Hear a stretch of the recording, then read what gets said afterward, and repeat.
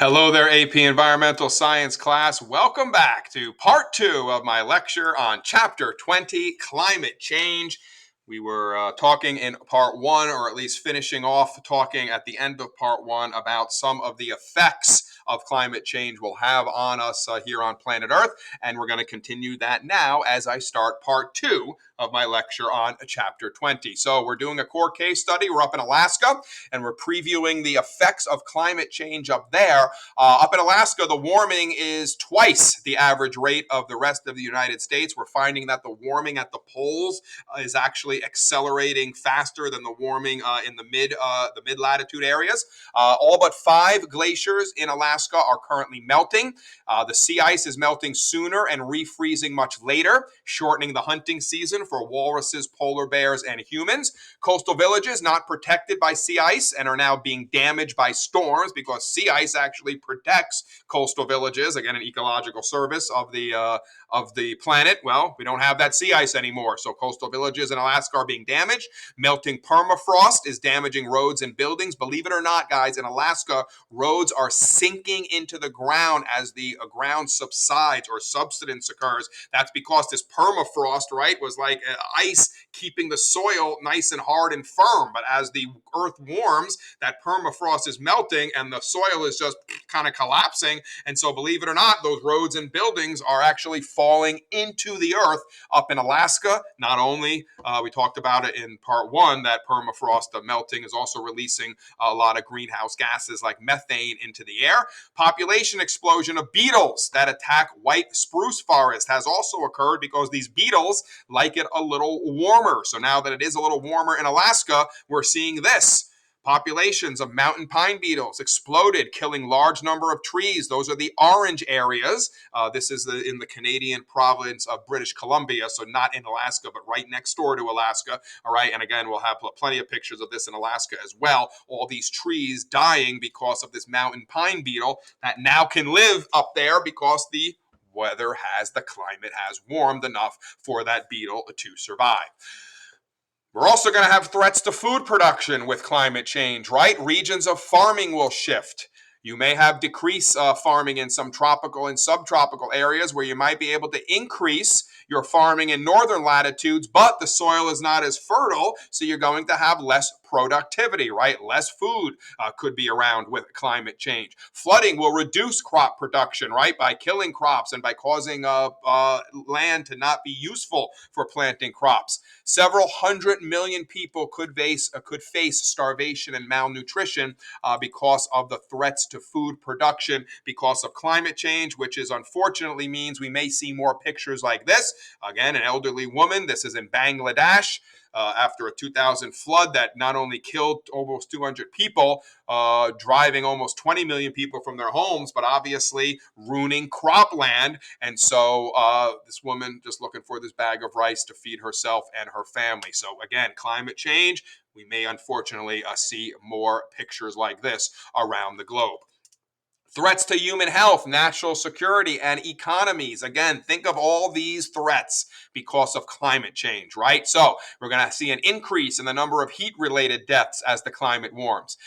Warmer climate means conditions are more favorable for disease-transmitting mosquitoes and ticks, right? Malaria, believe it or not, right now, malaria is moving farther north than it ever has moved before because those mosquitoes that carry malaria are now able to live in warmer climates further to the north, right? Microbes, molds, and fungi also like it hot and moist. Increase in photochemical smog, right? So now we're going to be dealing with more of those secondary pollutants in the atmosphere. This could be climate change could also lead to a national security and economic effects, right? Food and water scarcity, poverty, mass migrations could lead to political instability, increased unemployment, and that could lead to war in many parts of the world. So again, it's not just that the earth is warming and so we're going to be a little hotter and maybe have some sea level rises. You're going to have all of these problems that can occur with climate change, with the warming of the climate, and that's why it is so important that we stop this warming of our climate as quickly as we can. So how can we do that, right? How can we slow climate change? Well, obviously, we can reduce greenhouse gas emissions and the threat of climate change while saving money and improving human health, right? Reduce energy waste, rely more on the cleaner, renewable energy resources. What you're noticing, guys, is it's all coming full circle. Everything we spoke about for the entire year in this class now, kind of coming back here when we talk about climate change. And right, if we can reduce our energy waste, if we rely more on the renewable energies, right, we're going to reduce the amount of greenhouse gases we put into the atmosphere. But unfortunately, dealing with climate is difficult, right? It is a global problem. We've learned in this class that everything is interconnected. Something that happens in China and India affects us here in the United States, right? So it requires an unprecedented and prolonged international cooperation. It has to be a long-term political issue. Most people who will suffer most serious harm from climate change have not even been born yet, right? It's going to be your children or your children's children that are really going to have the long-term effects if we don't mitigate the climate change now, right? Harmful and beneficial impacts of climate change not spread evenly. Once again, some places might have some benefits, some places are going to be harmed, but again, they're not going to spread evenly. So once again, we talk about that environmental justice, right? The morality of environmental science. Proposed solutions are controversial, right? Economic disruption. How can you tell Brazil, which is trying to become an affluent country like the United States, Brazil, you can't cut down any more trees, while here in the United States, we pretty much cut down all of our old growth forests back in the 17 and 1800s. We did it. How come you can't do it, right? Again, this is the controversial decisions, right? The yin and the yang we talk about in this class, right? Some good, some bad, right? How do you bring it all together? And the projected effects are uncertain, right? It's difficult to plan for avoiding or managing risk, and the urgent need for more research is there to reduce the uncertainty. So what are our options? Well, first, mitigation, right? We need to slow climate change to avoid its most harmful effects. Adaptation. Recognize that climate change is inevitable because we have waited too long to act and adapt to some of its harmful effects. The most urgent priority, though, should be to avoid those climate change tipping points we talked about in part one of this lecture, right? So these are our options. We either slow it, we either adapt and realize this is what it is, but really what we should do is avoid those tipping points. So reducing greenhouse gases, right? That's probably the number one thing we can do. Most of the world's economies depend on using fossil fuel reserves. So the shift is difficult, but humans have done it before, right? The shift from non-renewable energy to renewable energy, it is difficult, but we've done it before. Good starting points, right? Decrease black carbon and methane emissions. Technology exists to accomplish this rather quickly. Make the switch to hybrid and electric cars. We are seeing this happen, especially in parts of our, well-developed countries like the United States, like parts of Europe. We are beginning to see that. So these are some good starting points to reducing our greenhouse gas emissions. So what else could you do? Again, slowing climate change, prevention, cut fossil fuel use, especially coal, shift from coal to natural gas, which is a little cleaner, repair leaky gas pipelines so we don't waste energy, improve the efficiency, again, shift to renewable energy, stop deforestation, use more sustainable agriculture, right? We talked about that, and forestry, and put a price on greenhouse gas emissions, right? There's your full cost pricing.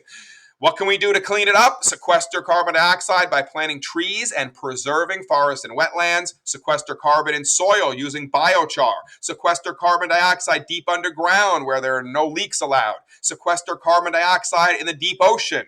Or remove carbon dioxide from smokestacks and vehicle emissions before they even go into the atmosphere. So once again, a good chart. Understand prevention, cleanup for slowing climate change by reducing greenhouse gas emissions. All right, so how can we remove the carbon dioxide from the atmosphere? Again, we need solution strategies here. Massive global tree planting and forest restoration program could be enacted. Again, restore wetlands that we've drained for farming or for maybe other uses.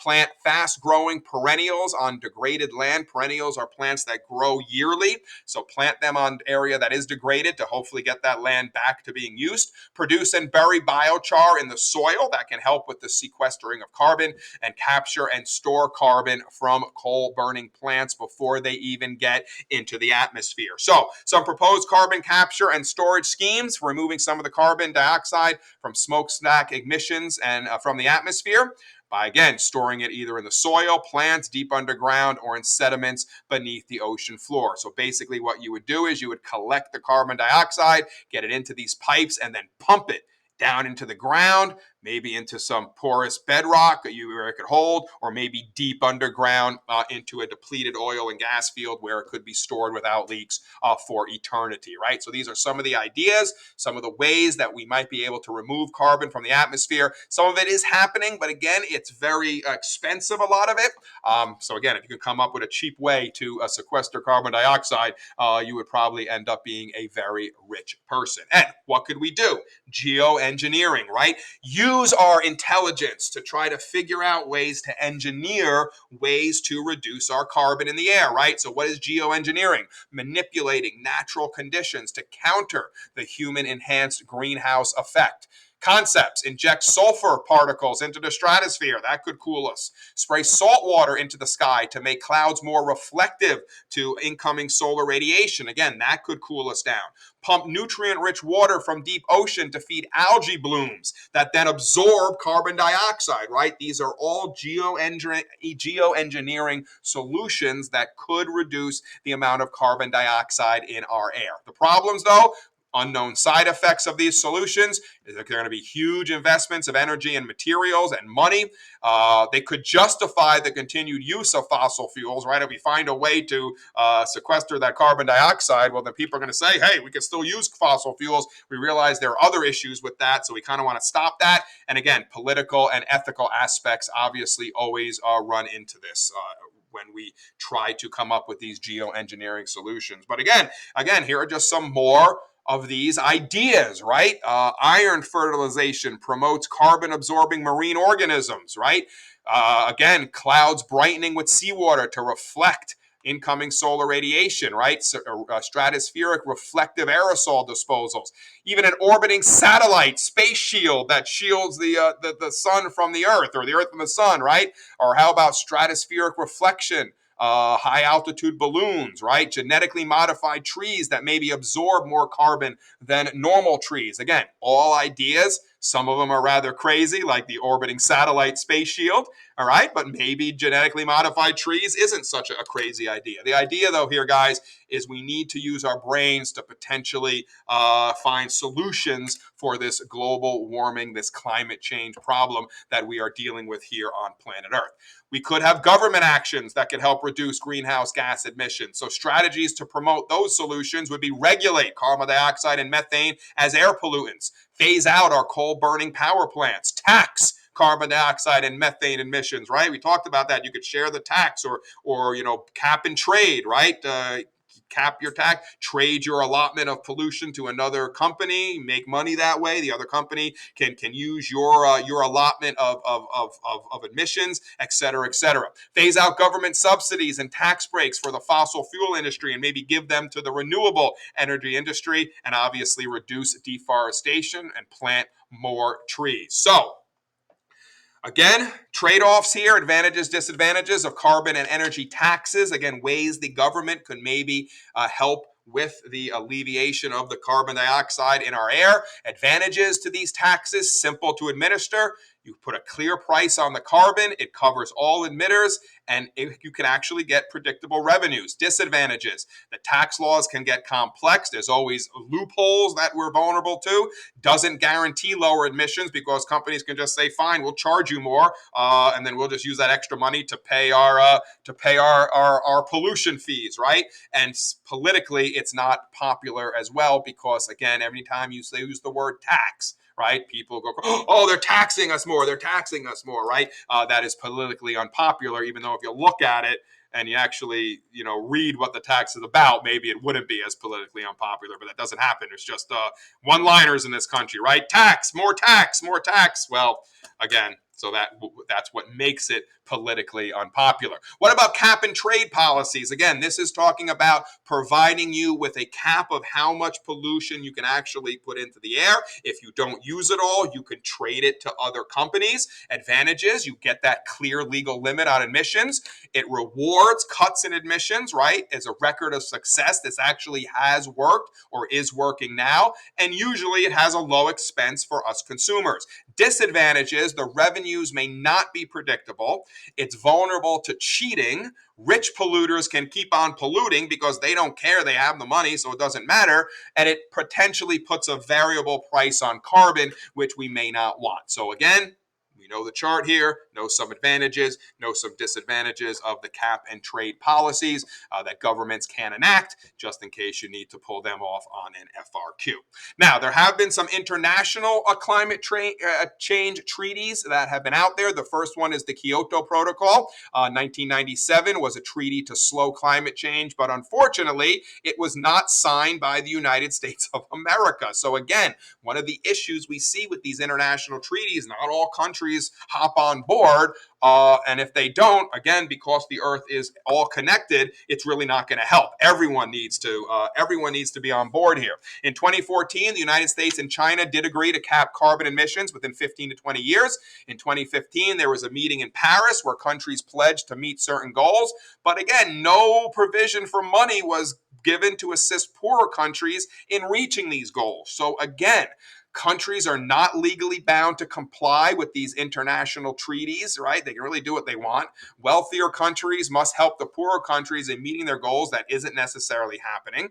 And the benefits of slowing climate change outweigh the long-term economic and environmental risks of not doing it. But again, people have a tendency to not see the long term. People have a tendency to just see the here and now. And if you just look at the here and now, right, again, maybe slowing climate change isn't that important. But if you think 100 years from now, 200 years from now, right? It is very, very important. So we have to, again, continue to educate folks to let them know that, hey, even though right now you may be okay, right?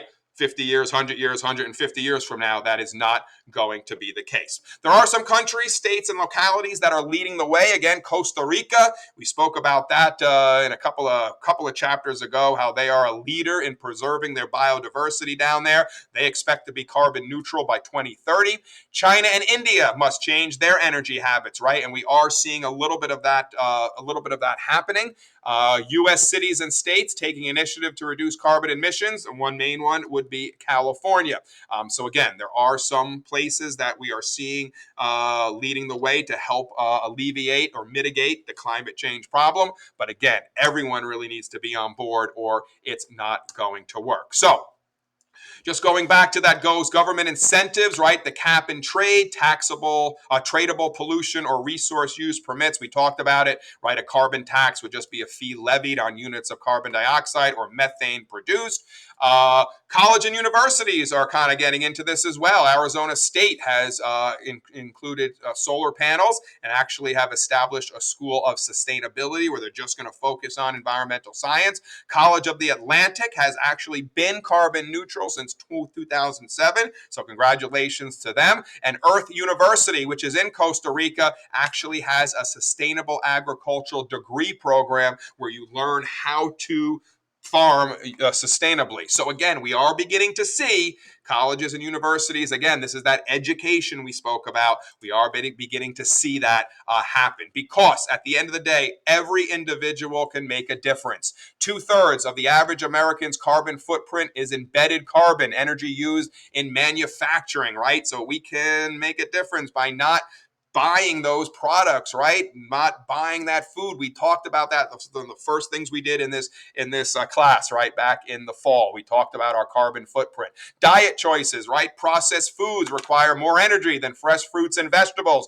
Beef requires more energy than chicken, right? Or being a vegetarian. We spoke all about this. Political involvement, right? You get involved, run for state government, become a lobbyist, do something because you can make a difference as well. So again, chart here, what can you do? I wouldn't memorize everything on the chart here, but definitely know some things you can do to reduce carbon dioxide emissions, right? Calculate your carbon footprint. We've done that. Drive a fuel efficient car or walk, bike to school, right? Reduce garbage by reducing consumption or recycling, use more energy efficient appliances, wash clothes, right, in warm or cold water, but hang them to dry, close windows, use low flow shower heads, etc., etc. You can read the rest of them here. Again, just have a few in mind if you do need to pull them out on an FRQ.